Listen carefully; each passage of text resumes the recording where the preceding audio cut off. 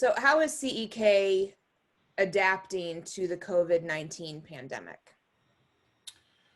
We are, I guess, above everything, above all else, we're trying to keep our head about us, meaning this is pretty easy stuff to freak out about these days. It's pretty easy. Everybody's world has been tipped, and nothing's the same. And a lot of people like dealing in that kind of, a lot of people like a little panic in their life. And we're trying to make sure we limit that to the things that we can affect and not deal with the things we can't. So we're trying to keep our head about us when all others are going nuts.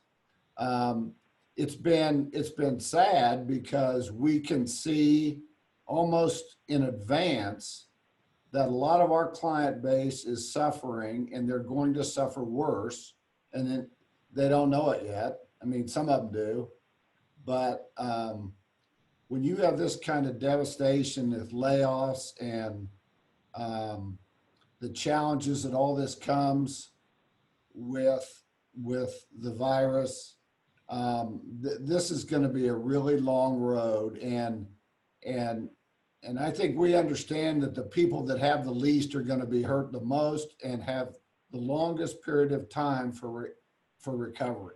It's been very sobering for all of us. We have been grateful to be working, and our employees are too. Grateful to have a job, and so I'm trying to be a little under-read. If I stay abreast of all the crazy stuff that's going on out there, I will go nuts. And so I'm trying not to go nuts. And so are we as a group. So how can people support CEK right now and in the future?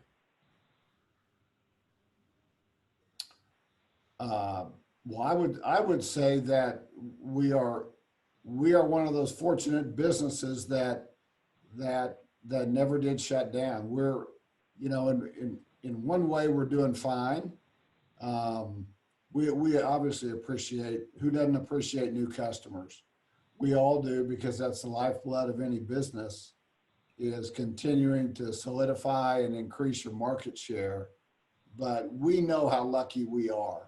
And we want to, quite frankly, we want to know what we can do to help everybody else, because we're doing great. As a new agent, part of my job is to take people who may have questions that they don't use CEK right now, so I can look and see, is there something better out there for you? Or are you in a good plan right now and you're good to go? Or is there something else we can put you in that's actually going to be better for you financially and otherwise? So that's been fun for me, being new, is because I'm getting to see a lot of different things right now. We've also had some heartening calls about people that are in the service industry that have spent a lot of time with relationships and building their base. And in these weird times, they're doing really well. And that's because people want to go pick up food from a Maselli's, and they want to do business with a lot of our clients. And that's really heartening. The tip toward let's do this local has resonated pretty well. I do think that the national chains and some of the people that do marketing and that do services all over the country are going to be pretty quick and efficient with making adjustments. But there is an impact on this community to do business with those people that you know, because you really are saving them for a while. One thing I think that the chamber was involved in was the community meal program, spearheaded by Hugh Carter and the Lawrence Schools Foundation, Dina Johnston, and you're the president of that, Lindsay, and the Lawrence Restaurant Association, and United Way helped all the volunteers volunteer. And so that's community, getting all those folks together, all those different organizations together.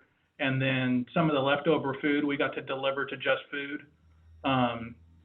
So that was pretty important, and that's what I would say is buy local. I think that's Explore Lawrence. Buy local, eat local, shop local. What a nice thing.